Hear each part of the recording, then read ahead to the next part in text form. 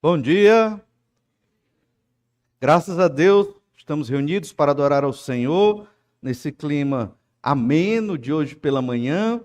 E eu não sei você, mas como é bom vir para a escola dominical, porque depois você fica com mais vontade de ler a Bíblia, né? Você assiste a aula e fica mais motivado, pelo menos eu fico assim. E aí eu quero chegar logo em casa para continuar lendo o que eu deixei de ler, que eu não li ainda, e que eu preciso ler, né? Porque quando o professor ensina, a mente da gente fica estimulada e fica motivada a aprender mais da palavra de Deus, né? Quem dera tivéssemos mais tempo de escola bíblica durante a semana, porque ficaríamos mais motivados. E nós precisamos disso, precisamos de motivação. O Espírito Santo nos motiva, mas a gente precisa também da motivação humana. Essa motivação, por exemplo, é quando você assiste a aula da escola dominical, é quando você vê um irmão estudando a Bíblia, você diz, rapaz, olha, ele estuda tanto, eu quero estudar que nem esse irmão. É quando você percebe os irmãos orando, falando que está pedindo oração por isso, agradecendo por aquilo, orando pelo missionário. Aí você pensa, olha, eu quero ser assim também. Então, tudo isso vai te motivando e te estimulando numa espécie de círculo, né, ou circuito das virtudes. Então, coloque-se nesse circuito, entende? Procure essas coisas maravilhosas para a sua vida. Só o estar na igreja já é uma grande bênção, mas a gente sabe que estar na igreja é só o começo, né? Então, a gente vai desenvolvendo isso durante toda a nossa semana, principalmente naqueles dias que a gente está mais distante uns dos outros, fica mais difícil a prática da fé, vem as provas, vem as tentações, tem a solidão muitas vezes de alguns. Então é aí que é necessário eu me apegar aos meios de graça. Bíblia Sagrada, o Espírito Santo de Deus, a oração, a igreja. São os instrumentos que nós temos. Deus tem nos abençoado, graças a Deus por isso. E hoje pela manhã vamos continuar estudando sobre a estranha vontade de Deus, mas que sempre funciona. Então você pode achar estranhas certas coisas que Deus faz, mas não são estranhas. Talvez a nossa percepção enxerga, né, certas ações de Deus como estranha. Algumas vezes aqui na Terra, Deus vai te explicar por que que Ele quis certas coisas para a sua vida, mas algumas vezes Deus não vai explicar nada para você, você nunca vai ficar sabendo, né? No estudo sobre o livro de Jó, a gente fica sabendo. É legal porque nós estamos por trás dos bastidores, né? Você imagina Jó lá sem saber o que estava acontecendo e tendo que lidar com aquela situação. Será que se ele soubesse, Satanás estava intentando contra a vida dele, Jó teria falado certas coisas que ele falou? Não é verdade? Talvez sim, talvez não, mas Deus não quis que ele soubesse. Então, a mesma coisa, sim, é na nossa vida. Deus tem uma vontade para cada um de nós. A vontade revelada é o que cabe a nós conhecer.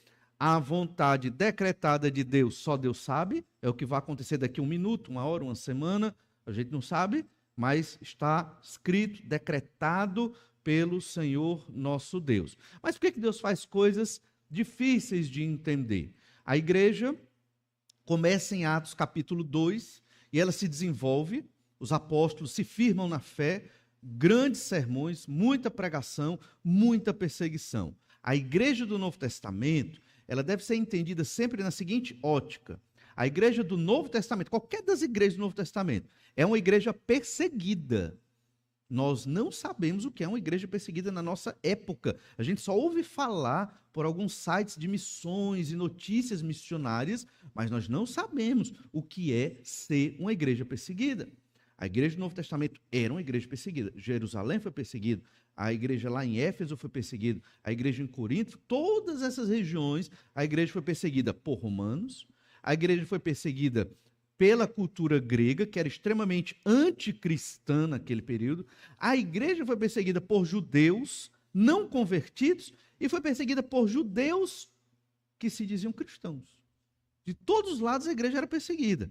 E estavam lá os missionários e pastores tentando edificar esta igreja. Se você acha que hoje é difícil edificar a igreja e fazer a igreja ter esta liga, esta unidade na doutrina, na palavra, na comunhão com Deus, se isso é difícil na modernidade, quiçá pensar naquela época, no primeiro século. E o texto de Atos dos Apóstolos, que é o livro que estamos estudando domingo pela manhã, é Atos capítulo 21, e hoje terminamos esse capítulo, se Deus quiser e permitir, e vamos entrar nos outros domingos no capítulo 22. E nós temos observado que a vontade do Senhor é estranha. Por que pensar dessa forma? Porque está lá Paulo terminando a sua terceira viagem missionária, várias igrejas plantadas na Ásia, em Éfeso, em várias outras localidades ali, Paulo treinando os pastores da igreja de Éfeso. Quer dizer, a obra de Deus está desenvolvendo, crescendo com a pregação do evangelho, muitos gregos, asiáticos se convertendo e judeus se convertendo. Então o negócio está crescendo e obviamente, é pelo poder do Espírito Santo de Deus, porque não havia nenhuma vantagem humana em ser um cristão naquele período. O que é que você ia ganhar sendo um cristão numa perspectiva humana, que é a perspectiva egoísta, né? Pensando só no seu bem-estar. O que é que você ia ganhar? Nada. Você ia ganhar perseguição, sua família podia lhe rejeitar. Então só tinha coisa ruim. Só tinha coisa ruim. Mas muitos estavam se convertendo. Aí Deus bota no coração de Paulo, vá para Jerusalém. Mas o que é que eu vou fazer lá em Jerusalém? Você vai para Jerusalém ser perseguido, ser preso, talvez morto. Estranha a vontade do Senhor. E Paulo seguiu a vontade de Deus. E nós observamos um primeiro momento, domingo passado, onde houveram falsas acusações para perseguir o apóstolo e, consequentemente, perseguir o evangelho. Então, vamos só revisar sobre essas falsas acusações e começar um novo aspecto aqui, que é o segundo, dentro desse entendimento da estranha vontade de Deus, mas que sempre funciona, que é o fato da prisão, a prisão do apóstolo ali. Mas revisando, olha o verso 27, Atos 21, 27. Quando já estavam por findar os 7 dias, os judeus vindos da Ásia, tendo visto Paulo no templo, alvoroçaram todo o povo e o agarraram, gritando: israelitas, socorro! Pausa na leitura aqui. Parece que é Paulo que está pedindo socorro, né? Mas não é. São os judeus que vieram da Ásia que estão gritando socorro aos israelitas para prender Paulo, né? Veja que incoerência aqui, ou que coisa estranha, pelo menos. Continua a leitura do verso 28. Este é o homem que por toda parte ensina todos a crerem contra o povo, contra a lei e contra este lugar. Outra pausa. Então aqui são as acusações. Você é contra Israel, você é contra a lei de Moisés, você é contra o templo. Basicamente as mesmas acusações feitas ao Senhor Jesus Cristo pelos judeus, quando Jesus foi julgado ali pelo Sinédrio. Paulo fez isso? Vimos domingo passado que de modo nenhum, pelo contrário. Né? Ele levou Timóteo para se circuncidar, ele estava indo no templo fazer um voto de purificação para dar testemunho de que ele não era contra a lei de Moisés, ele era contra a salvação pelas obras da lei de Moisés. Aí ele era contra, como nós também somos, salvação por obras humanas. Mas ele não era contra uma pessoa que, judeu convertido, quisesse continuar seguindo o costume da lei de Moisés, visto que a igreja estava numa fase de transição. Lembra que a igreja ela surgiu dentro do judaísmo. A lei era do povo de Israel. Os patriarcas eram de Israel, formaram a nação de Israel, os patriarcas. Jesus, o Messias, veio de Israel, era um judeu. Os apóstolos eram judeus. A igreja nasceu em Jerusalém. Então a igreja nasceu judaica, não tem como fugir disso. Só que ela não era só para Israel, a igreja ela é multicultural no sentido de que é para todas as culturas, todas as raças, todos os povos. A gente tem que ter esse entendimento, que é um entendimento de Deus sobre a igreja. Mas os judeus não entendiam muito bem isso, e então houve essa crise. E essa crise foi o grande problema das igrejas no Novo Testamento. Né? Judeus convertidos que não se adaptavam a gregos, romanos, asiáticos convertidos que viviam ali na mesma igreja. Então, a dificuldade entre esses grupos era enorme, talvez maior do que a dificuldade que nós temos nas nossas igrejas com relação, às vezes, a questões sociais ou até a questões étnicas mesmo. Pela graça de Deus, como o Brasil é um país bem misturado, né, na sua cultura, talvez a gente não sofra tanto. Outros países que são bem segregados, né, digamos assim, etnicamente, já tem mais sofrimento. Tem países que você tem a igreja dos negros, tem a igreja dos brancos, tem a igreja dos latinos, né? Tem a igreja dos asiáticos, estão todos divididos ali. É isso que Jesus quer? Tem país que, em virtude da sua ideologia econômica, você tem uma igreja de pessoas de classe social elevada, de classe média e de classe baixa. E tem missionário que vai plantar a igreja desse jeito. Não, eu sou missionário para as favelas. Não, eu sou missionário para as regiões alfa. Não, eu sou missionário.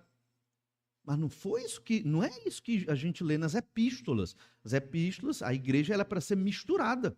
Mesmo, porque a igreja é um laboratório do quê? Do amor, onde os homens têm que aprender a amar como Jesus nos amou, né? Que esse é o segundo grande mandamento, veja que isso é muito importante.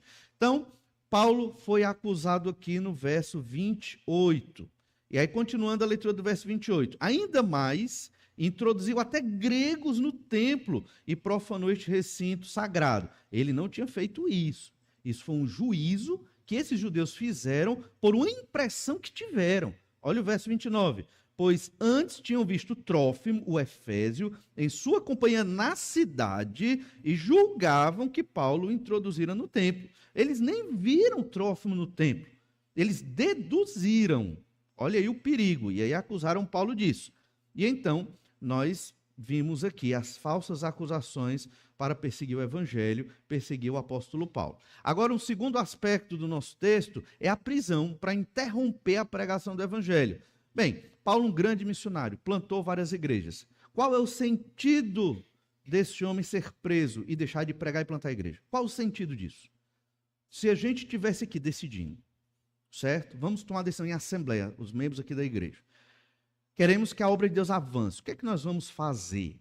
Nós vamos escolher que o missionário seja cada vez mais habilitado de recursos para pregar o evangelho, ou nós vamos fazer com que ele seja preso? Percebe como é esquisita? Mas foi a vontade de Deus. Percebe como é estranha? Deus quis prender Paulo. Por quê? Então, irmãos, tem coisas na vida, e a primeira grande verdade é essa, que nós não entendemos. E que Deus quis, e que é assim, e vai ser assim. Não tem explicação humana, né? Agora, a gente vai ver, no caso de Paulo, tem, lá na frente a gente vai entender melhor por que ele foi preso. Mas aqui, quem era crente, você crente naquela época, sabendo da notícia em Jerusalém, eita, Paulo foi preso, pronto, e agora? E a obra missionária? E agora, quem vai plantar a igreja? E agora, quem vai capacitar os obreiros? E agora, o mundo se acabou. E pronto, desanima, não é verdade? Fica todo mundo desanimado, triste. O nosso grande herói, Paulo, né, o convertido lá do judaísmo, né, um homem de Deus, foi preso, vai ser morto. Pronto, acabou, acabou. Imagine o que deve ter acontecido na mente dos cristãos quando os apóstolos foram mortos. Pedro e outros. Muitos, na época, certamente pensaram, acabou a igreja. Para que continuar? E, na verdade, a igreja de Jesus, ela passou por essas crises, esses traumas, durante todos os séculos da história da sua existência. Mas sabe qual é o grande milagre? É que a igreja nunca morreu. Ela mudou de nome, mas ela nunca acabou. Mesmo na época de hoje, onde não se fala de Deus na praça pública, no meio público, né? Deus se fala mais dentro das igrejas, e agora por conta da internet, né? No YouTube também se fala muito de Deus, graças a Deus por isso, mas até nesta época de extrema secularização, ateísmo, cientificismo, há muitas igrejas proclamando o evangelho do Senhor Jesus Cristo. Por quê? Porque a obra é de Deus. Então, Atos 21, verso 30, a prisão que interrompe a pregação do evangelho. Olha o que diz o verso 30.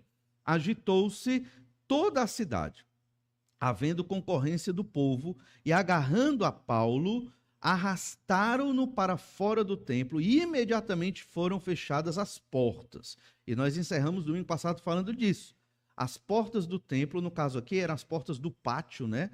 Elas foram fechadas para o evangelho. Paulo representa ali, né, a proclamação do evangelho. O templo perdeu completamente o sentido. Não havia mais sentido desse templo existir. Primeiro, quando Jesus foi crucificado, o véu foi rasgado. Então não havia mais sentido ter um santíssimo lugar. Acabou. Por si só, o templo já perdeu a razão de ser. O Espírito Santo desce. Aquilo ali se tornou um prédio comum. Perdeu o significado de ser a casa de Deus e a casa da oração. E aqui, mais ainda, porque a obra de Deus era proclamar o evangelho aos perdidos. E o templo está expulsando um grande missionário e apóstolo de dentro do seu recinto, dizendo que ele é uma maldição para aquele lugar.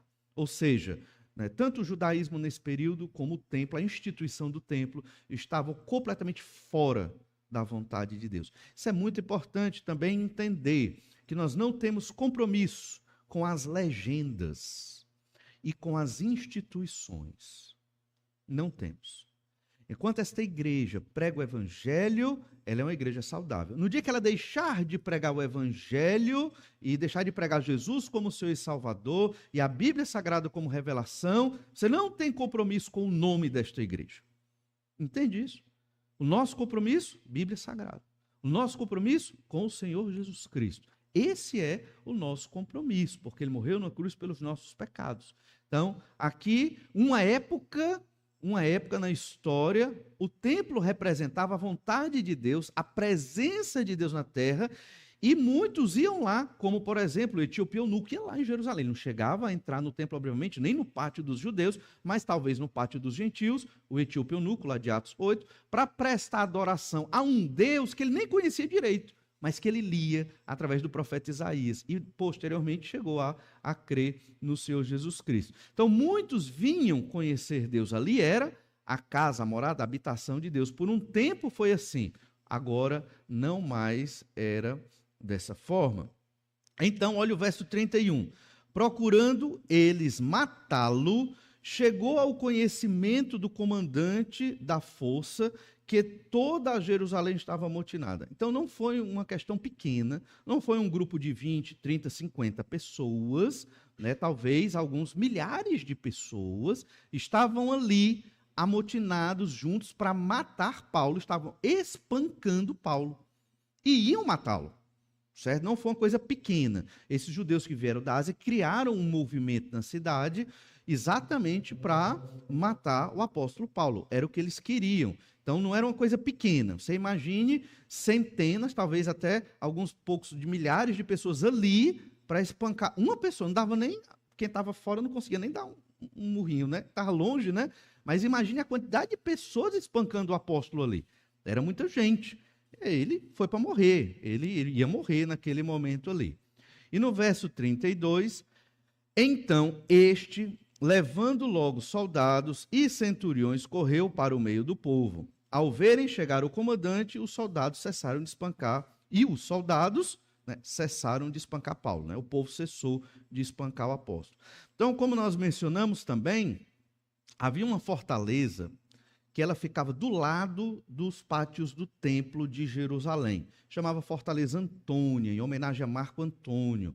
E naquela fortaleza ficavam algumas centenas de soldados romanos, exatamente porque Jerusalém sempre foi um palco de guerra e de conflito. Os judeus sempre foram muito aguerridos, né? Desde o período dos Macabeus, né? Já se sabia do estilo de vida do povo de Israel ali, tanto que eles tinham uma certa liberdade para muitas coisas, né? Mas não tinham liberdade para executar a pena de morte, a não ser com a permissão do governador romano, né, da época. E então haviam muitos soldados para manter a ordem em Jerusalém. Quando o comandante, provavelmente um tribuno romano, percebeu que os gritos na cidade toda, né, avisaram a ele que estava havendo uma turba na cidade, ele imaginou logo o quê? É uma rebelião. Vão tomar a cidade. E a missão dele era impedir isso. Então, logo ele desce da fortaleza com alguns centuriões, com vários soldados, e ele, percebendo que o problema era Paulo, ele não sabia quem era Paulo, né? Ele não tinha esse entendimento, então ele impede que a multidão de israelitas espanque o apóstolo. Então, se não fosse o comandante romano, Paulo seria morto. Mas tudo dentro da vontade de Deus. E Paulo teve que sofrer ainda um bocado, né, nesse espancamento. Mas quase, provavelmente, chegou quase à morte. Verso 33. Aproximando-se o comandante, apoderou-se de Paulo e ordenou que fosse acorrentado com 2 cadeias, perguntando quem era e o que havia feito. Então, toda a cidade quer lhe matar. Quem você é? O que foi que você fez? Ele não tinha conhecimento de quem era Paulo, ele não sabia a razão, nem sabia o motivo. Ele não protegeu Paulo porque ele era bom, certo? Nem porque ele estava defendendo o evangelho, certo? Ele protegeu Paulo porque ele queria evitar uma dissensão, um tumulto, talvez uma rebelião na cidade, que ele não podia controlar depois. Às vezes acontece muito isso. Pessoas não crentes acabam protegendo os servos de Deus, não por amor ao evangelho, né, não por amor à obra do Senhor e amor ao próprio Deus, mas acabam protegendo a igreja e o evangelho por outras razões e outros motivos particulares, que Deus usa. Que Deus usa. E por isso a gente tem que receber muitas vezes essas coisas, né, com muito cuidado e cautela. E foi o que aconteceu aqui. Então, ainda no verso 34, na multidão, uns gritaram de um modo, outros de outro. Não podendo ele, o comandante, um tribuno romano, porém saber a verdade por causa do tumulto, ordenou que Paulo fosse recolhido à fortaleza. Então, provavelmente havia uma escadaria, né, que eles desceram da fortaleza, chegaram rapidamente no pátio ali, né, fora do pátio dos judeus ali, e eles estavam recolhendo Paulo de volta por essa escadaria. Essa você tenta visualizar aí, certo? E ele ia perguntar a Paulo o que foi que aconteceu, porque ele não estava entendendo. Uns gritavam uma coisa, outros deviam estar gritando outra coisa, a multidão, muitas pessoas. O comandante não estava entendendo, mas ele conseguiu evitar o tumulto, prendeu Paulo e estava subindo esta escadaria. Verso 35. Ao chegar às escadas, foi preciso que os soldados o carregassem por causa da violência da multidão, pois a massa de povo o seguia gritando, mata-o. Então, a acusação foi contra Israel, contra a lei e contra o templo. Isso para o judeu era muito caro, era a vida deles, entende? Então, eles queriam matar Paulo. Veja como uma falsa acusação pode destruir a vida de uma pessoa, né? E aqui, no caso, um grande apóstolo e missionário. Isso é muito pesado. E eles erraram. Toda uma cidade, a gente está generalizando, mas era muita gente aqui de Jerusalém acusando Paulo de uma coisa que ele não fez. Ele não estava com Trófimo no templo adorando a Deus, não estava, certo? Então, importante que Paulo estava injustiçado, aí você pensa, vontade de Deus. Deus, lembra do texto do capítulo 20, onde ele estava em Mileto? Ele diz que era a vontade de Deus que ele fosse para Jerusalém. Aí ele chegou lá em Tiro, na igreja de Tiro, é a vontade de Deus que eu vá para Jerusalém. Aí ele chegou na igreja de Cesareia, já bem pertinho de Jerusalém, podia voltar, né? É a vontade de Deus que eu vá para Jerusalém. Ele entendeu isso. E agora ele está passando por isso. Difícil entender os projetos do Senhor, certo? Mas hoje, Deus talvez não trate tão diretamente conosco como tratou com Paulo. Lembra, Paulo não é como nós somos. Paulo ele era diferente, ele era um apóstolo. Ele era completamente diferente do que eu sou. Quem sou eu perto de um apóstolo, certo? Então, não vamos confundir as coisas. Tem crente que pega e se coloca como se fosse igual a Paulo, assim. Ele é igual a nós por ser pecador, certo? Mas dos pecadores, que ele se diz assim, o menor deles, né? O maior deles, né? Um grande pecador. E nós, né? Quem nós somos perto desse homem que está pronto para morrer por Jesus? Então, devemos nos colocar no nosso lugar. Pelo menos eu me coloco no meu lugar. Aí você se acha que está pareia com Paulo, é você e o Senhor, né? Eu estou bem aquém. Nunca fui testado para saber se eu estou pronto para morrer por Jesus. É o que eu quero. É estar pronto para morrer pelo Senhor Jesus Cristo. Mas como eu vou saber? Só no dia que realmente minha vida for requerida dessa forma. Enquanto isso não acontecer, pelo menos vontade eu tenho, né? Mas nem sempre basta só a vontade. Paulo foi testado, Paulo foi aprovado, um homem de Deus, essa é a vontade de Deus para a vida dele. Qual a vontade do Senhor para a sua vida? É isso que você tem que pensar. Tem coisas que, às vezes, a gente, meio perfeccionista, quer tudo redondinho, tudo direitinho, tudo milimetricamente colocado no tempo certo, na hora certa. Quando uma coisa foge do nosso projeto perfeito de vida, o que é que acontece? Ansiedade, depressão, frustração. Por que isso acontece comigo? Olha Paulo, olha o que a gente está lendo aqui, projeto de vida dele, plantar a igreja, tudo indo bem, mas Deus diz, não, agora você vai para a prisão. Qual o sentido disso? Então, o Senhor vai dar direcionamentos para a minha vida e para a sua vida que nós não vamos entender. Certo? Mas se aconteceu assim, foi o que Deus determinou. Cabe a mim e a você obedecer e louvar e adorar ao Senhor em tudo. Então, a prisão para interromper a pregação do evangelho ali, pela prisão de Paulo, é o segundo momento desse texto. E o terceiro e último, para nós encerrarmos esse capítulo e entender um pouco mais da vontade do Senhor, que parece estranha, mas ela sempre funciona, é a perseverança na pregação do evangelho. Esse é o terceiro momento, a perseverança na pregação do evangelho. Olha o verso 37, a gente leu até o verso 36, olha Atos 21, 37. E quando Paulo ia sendo recolhido à fortaleza, disse ao comandante, é-me permitido dizer alguma coisa? O homem estava quase morto, estava sendo carregado, percebe? Isso nos faz lembrar o que Jesus falou lá em João capítulo 4, depois de evangelizar a mulher samaritana. Eles andaram vários quilômetros a pé. Eles estavam com fome, eles foram do deserto, no deserto da Judeia. Se um dia você for a Jerusalém, peça para andar no deserto da Judeia. Eu acho que não vão levar, mas peça. Eu nunca andei, mas eu já vi as fotos. Então, é um deserto não de areia, mas de muita pedra. E você vai de Jerusalém a Jericó, são alguns quilômetros, né? Eles estavam percorrendo essa estrada e era muita pedra. Eles não tinham amortecedor nos sapatos, como nós temos, nem usavam meias, né? Como nós usamos, ou pelo menos alguns usam. Mas a ideia é que eles estavam cansados, com fome, e Jesus para num poço. A gente sabe da história da mulher samaritana, para dar atenção a uma mulher que naquela época as mulheres, não só na cultura grega, romana, mas na cultura judaica, muitas mulheres eram desprezadas, muitas, inclusive as samaritanas. E Jesus para dar atenção e diz para os apóstolos irem procurar comida. Eles vão a uma localidade próxima para comprar comida para voltar. Estavam com fome. Parece que ali era só a pino, certo?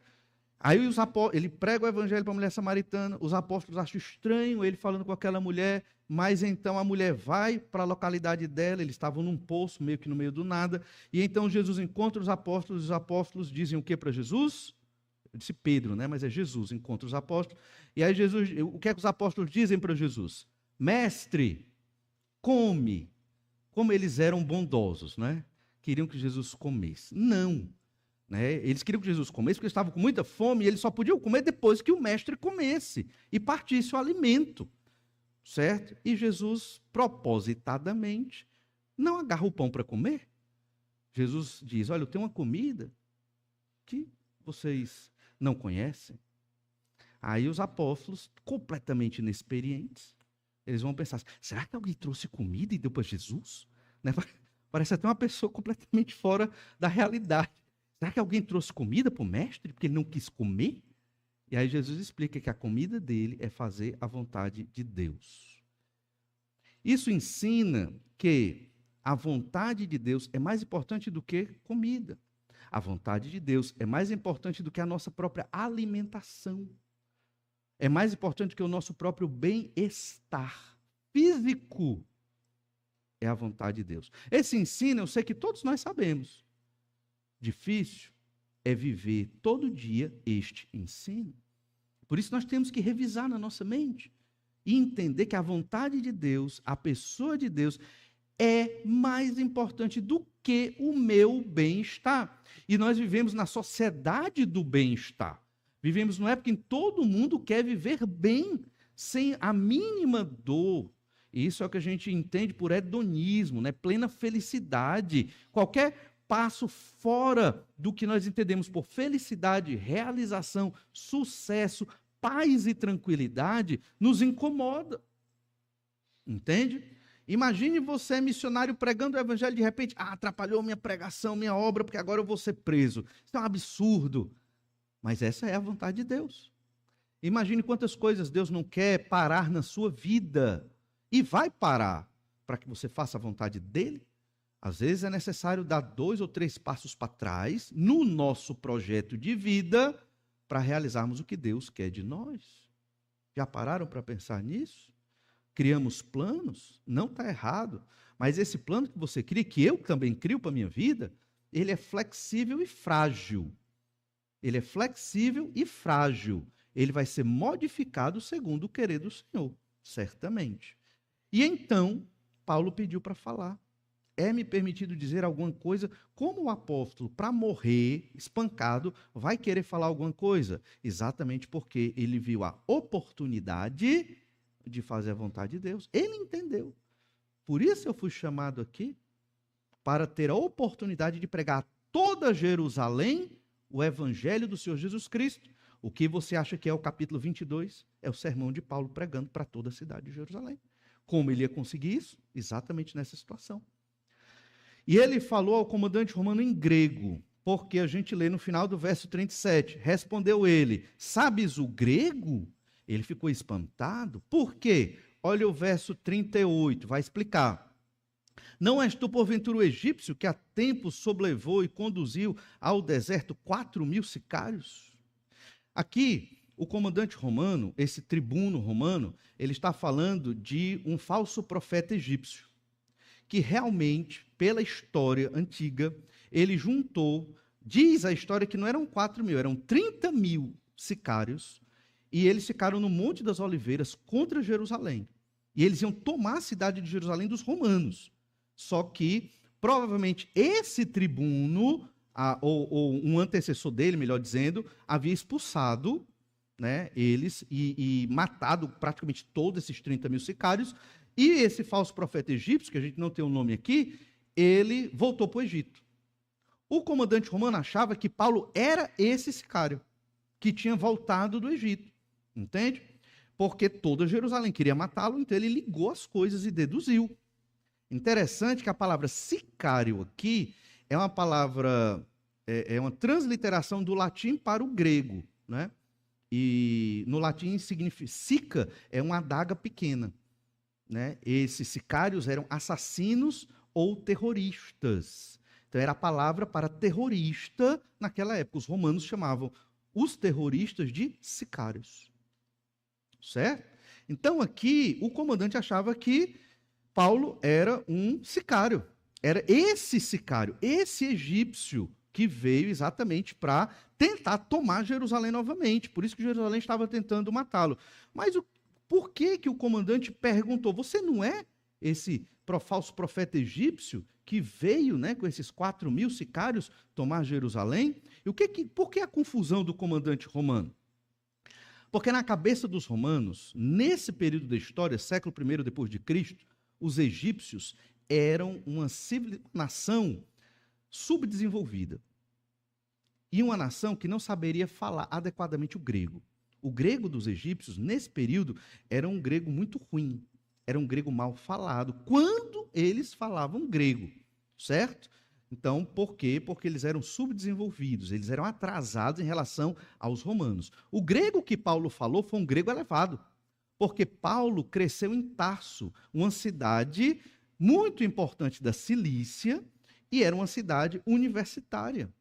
É uma cidade universitária. Eu aprendi isso logo quando meu pai tentou me convencer a não ir para o seminário.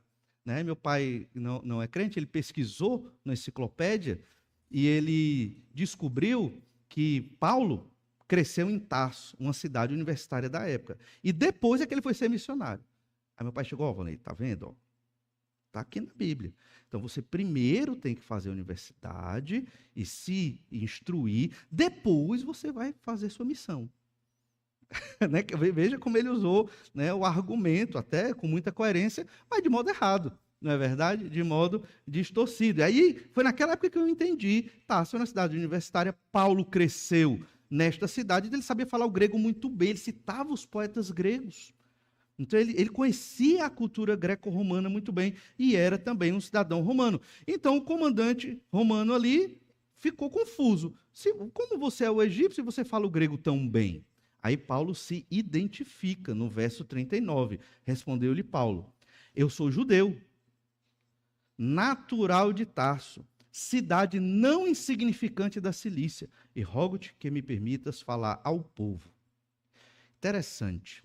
Ele acabou de ser espancado pelo povo judeu, o seu próprio povo. Você já levou uma mãozada assim, pá, na cara? Né? Espero que nunca. Se já levou, sabe que não é agradável. Não é agradável. Você imagina pessoas do seu próprio povo lhe espancando e lhe maltratando. Você nem quer se identificar com esse povo. Naquela época, a sua origem dizia quem você era. Hoje nem tanto. Mas naquela época, você dizer que era judeu, identificava a sua origem. Eu sou de Tarso, identifica a sua origem, mostra a sua importância. E este povo que você se identificou primeiro, eu sou judeu. Paulo deixou muito claro isso. Eu sou judeu. Veja que ele não nutria raiva ou ódio pelos judeus que o estavam espancando. Por quê? Porque ele enxergava aquela multidão na ótica que Deus enxerga. São pecadores perdidos. Se eles soubessem quem é Jesus, se eles soubessem a mensagem do Evangelho, certamente eles não estariam fazendo isso. Entende? Se as pessoas soubessem a mensagem do Evangelho, elas estariam lotando as igrejas. Elas estariam lendo a Bíblia todo dia, avidamente, com muita vontade. Elas estariam fazendo discipulado e pregando para as outras pessoas. Mas as pessoas colocaram outros objetivos para a vida: sucesso, riqueza, prosperidade, tranquilidade ou paz. Eu até entendo. Necessariamente não são coisas ilícitas, mas que desviaram o foco das pessoas do que Deus é e do sentido do que Deus é e da vida eterna e da salvação. Entende? Para algumas pessoas, eu e você virmos domingo nublado, gostoso para dormir, para uma escola dominical é ser fanático. Mas é o tempo que nós temos. Qual outro tempo na semana? A gente mal consegue vir para o culto de oração, porque a correria é o tempo que nós temos. Entende? Mas é um tempo abençoado e precioso para a glória do Senhor. Paulo enxergava aquele povo como um povo que precisava se arrepender dos pecados. Por isso ele se identifica: eu sou judeu, natural de Tarso. Ou seja, ele não era qualquer judeu, ele era um judeu que também tinha um conhecimento da cultura greco-romana, tinha uma instrução em filosofia, em outras áreas do conhecimento grego. Ele era um cidadão romano e era de uma cidade importante da Cilícia. E baseado no seu currículo, ele usou todo o currículo dele aqui, sintetizado, para fazer um pedido ao comandante romano. Deixa eu falar. Olha, você tem uma vida. Você tem um currículo na sua vida. Certo? Desde o dia que você nasceu, você estudou, você é um profissional, você é honesto, você é correto, você é amoroso com a sua família. Você tem um histórico no seu trabalho, na sua família, onde você estiver. Às vezes, você vai ter só uma chance em toda a sua vida para falar. Deus, às vezes, nos prepara para uma fala. Pode ter várias outras, né? Mas, às vezes, Deus nos prepara para uma fala. Você pode trabalhar num contexto extremamente incrédulo. Um contexto das trevas mesmo. Mas você é um crente que se dedica ao Senhor. Você é um crente de oração. Você é um crente que lê a palavra. E você não é aquele que fica condenando todo mundo ao inferno no seu trabalho. Porque isso não resolve. Isso não prega o evangelho. Isso espanta as pessoas, certo? Você tem que falar do amor do Senhor Jesus Cristo lá. E vai ter um momento que você vai estar orando por isso. Vai ter um momento que Deus vai abrir a porta. Está aqui, Valnei, é o momento de você falar. toda a sua vida você foi preparado. Cada escola dominical, cada culto domingo à noite, cada culto de oração, cada leitura da Bíblia na sua casa, cada momento de dificuldade, alegria e felicidade que você teve na vida, você vai colocar naquelas palavras para você falar do amor do Senhor Jesus Cristo para aqueles pecadores. Nós somos preparados exatamente para isso. Quando você prega o evangelho, você não só fala um monte de versículos para alguém. Você fala da sua vida para alguém, baseado no que a Bíblia fez, né, na sua vida, no que Jesus Cristo fez na sua vida. Entende?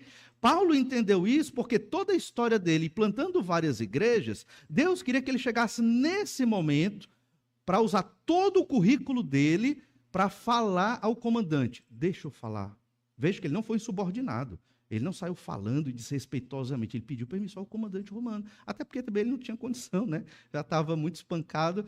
Deixa eu falar ao povo.